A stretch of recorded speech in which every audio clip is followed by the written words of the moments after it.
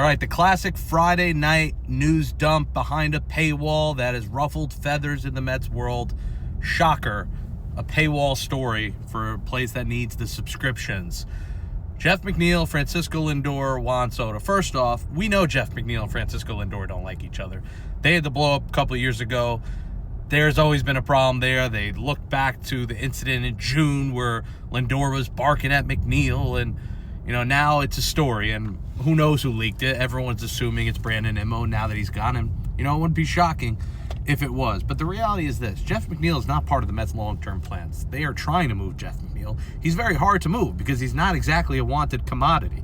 He has attitude problems. He's always been a problem.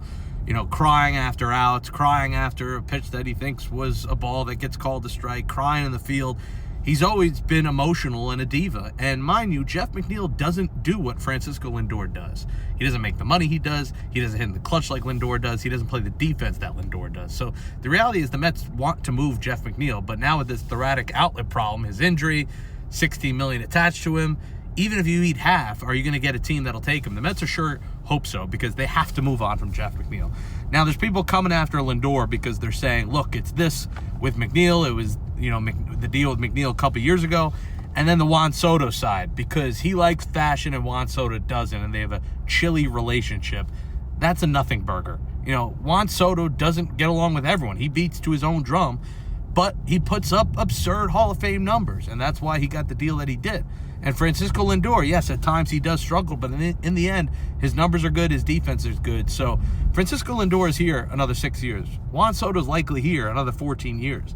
If you want to trade Francisco Lindor, you're going to have to deal with him on the team. He's here. The Mets aren't moving him. The Mets aren't moving Juan Soto. They don't have a Soto problem, and it's not a Lindor problem.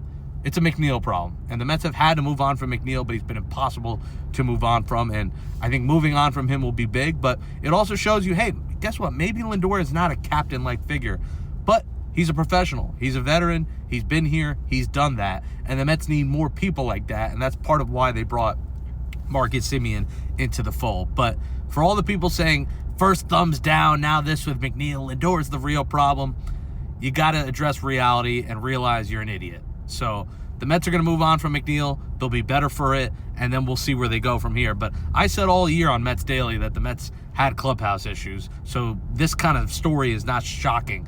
But Lindor and Soto not being besties is not a big deal, because Pete Alonso and Juan Soto weren't besties.